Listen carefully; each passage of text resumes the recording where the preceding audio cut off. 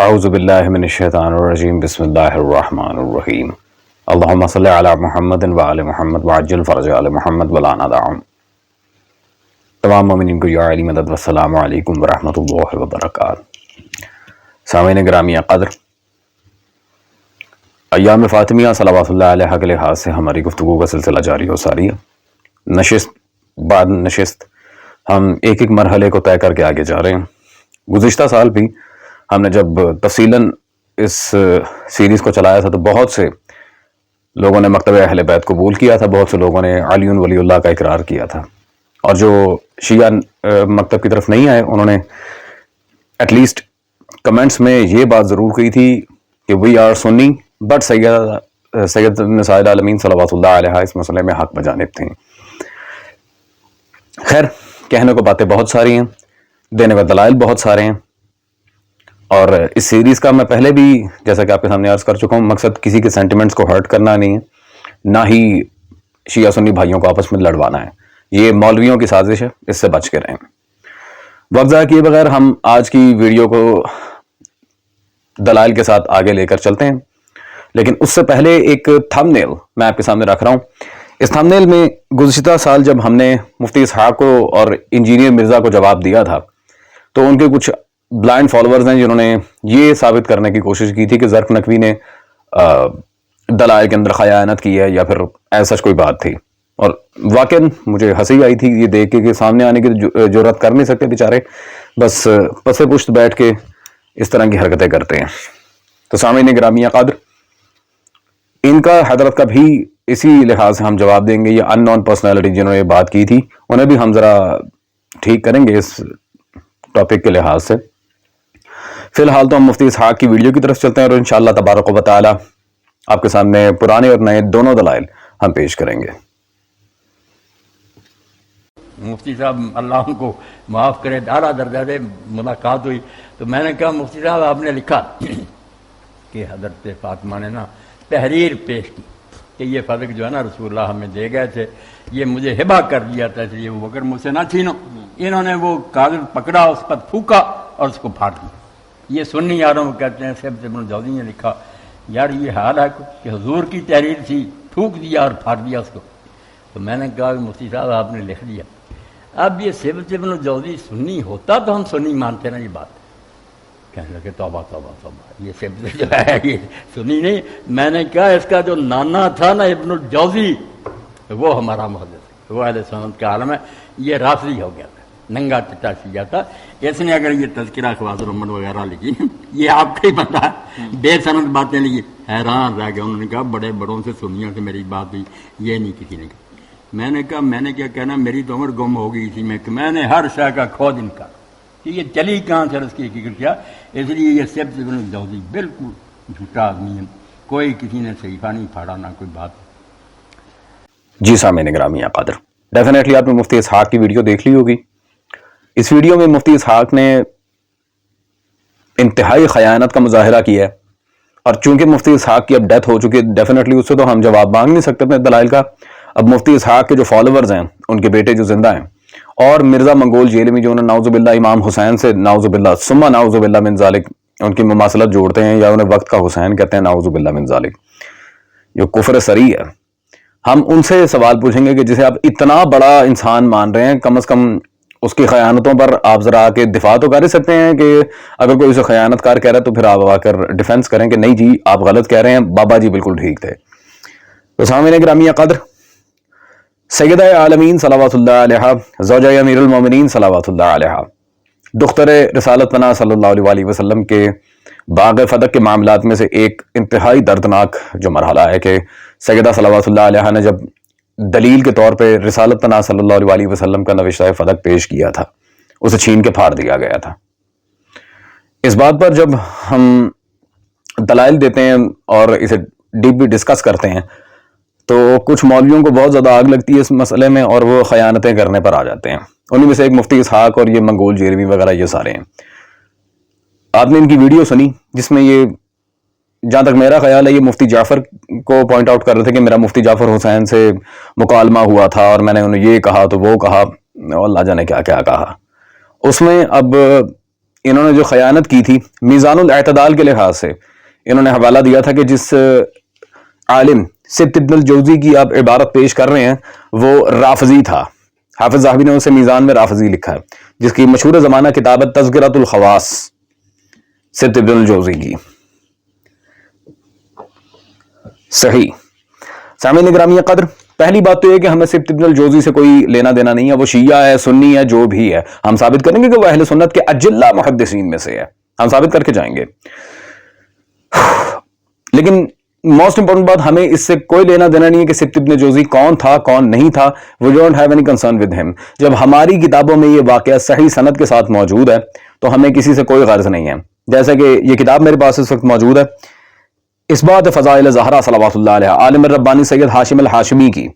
اس میں انہوں نے صفحہ نمبر 293 پہ بالکل واضح یہاں لکھا کہ نیز علی بن ابراہیم کمی سلام اللہ علیہ سند صحیح کے ساتھ ان معنی کے قریب روایت نقل کرتے ہیں کہ جس کے ضمن میں ہے کہ عمر نے نامہ فدق فاطمہ صلوات اللہ علیہ سے چھین کر اسے چاک کر ڈالا.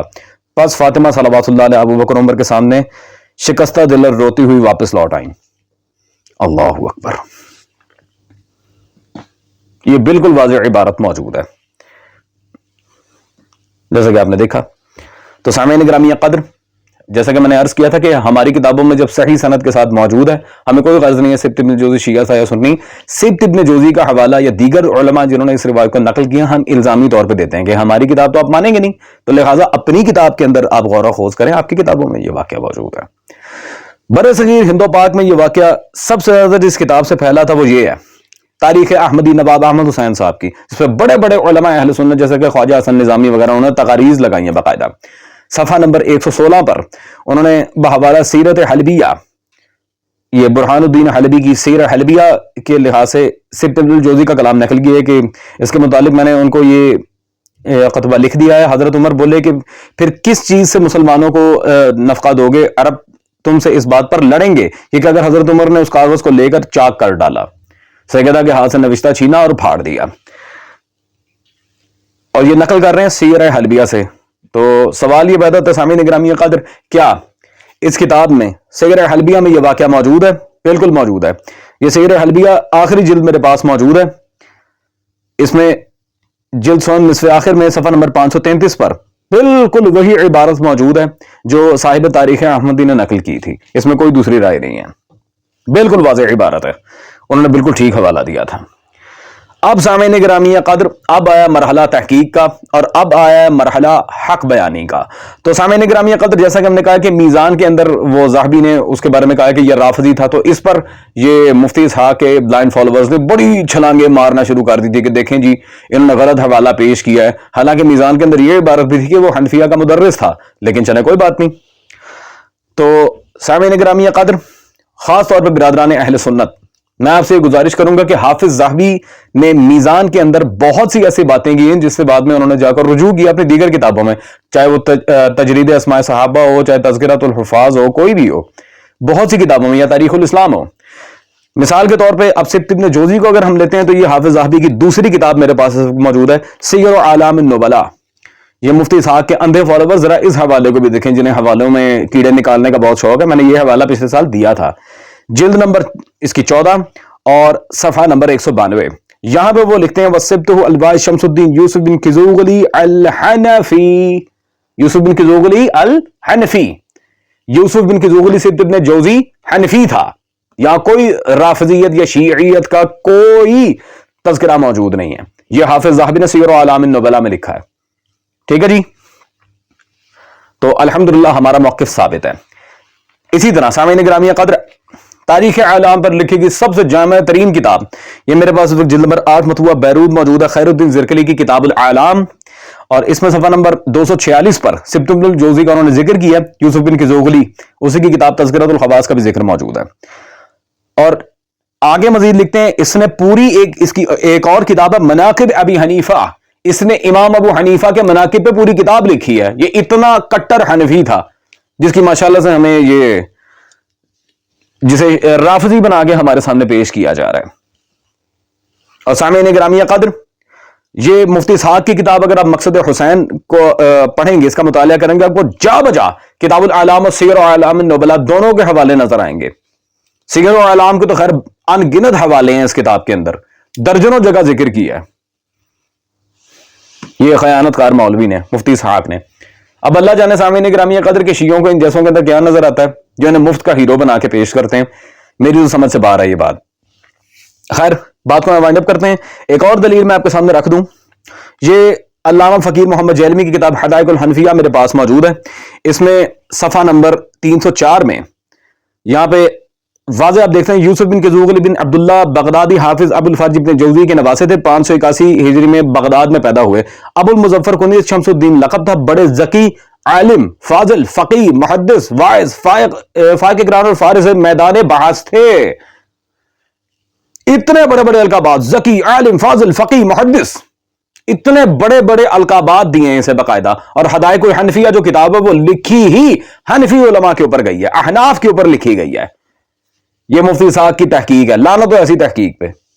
سامعین گرامی قدر، آخری بات اور سب سے تکڑی بات، سلمنا، مان لیا ہم نے، ٹھیک ہے، ہم نے مان لیا کہ سبت ابن الجوزی رافضی تھا، پھر بھی جان نہیں چھوٹتی، کیونکہ عقلاً تو ایک دلیل ہے کہ بخاری و مسلم میں کئی رافضی راوی موجود ہیں۔ اور آگے مزید چلتے ہیں، یہ اس وقت زندہ عالم دین ہے علامہ الحافظ دکتور محمد صداقت علی فریدی حافظہ اللہ تعالی، ان کی یہ اس وقت کتاب میرے پاس موجود ہے، آپ اسکرین پر دیکھ رہے ہیں، سنی کتب حدیث کے شیعہ رافضی راوی، 16,000 احادیث سنی صحیح ستہ میں شیعہ رافضی راویوں سے لی گئی ہیں۔ اللہ اکبر، 16,000 حدیثیں لی گئی ہیں رافضی روات سے۔ انہوں نے پوری کتاب لکھی ہے اس موضوع پہ کہ رافضی، یہ 227 صفحے کی کتاب ہے، اور روات کا تذکرہ کر کے اسماء الرجال کی کتب کے حوالہ جات دیے ہیں کہ کہاں کہاں محدثین نے کس کس کو آئیڈینٹیفائی کیے کہ یہ شیعہ تھا، یہ رافضی تھا۔ ٹھیک ہے جی سامعین گرامی قدر، تو یہ مفتی اسحاق نے جو بھی کہا ہے اب اس کا جواب دیں گے مفتی اسحاق کے چیلے چپاٹے اور منگول جیلمی اور پورے جیلمی فرقے کے جو جتنے لوگ ہیں۔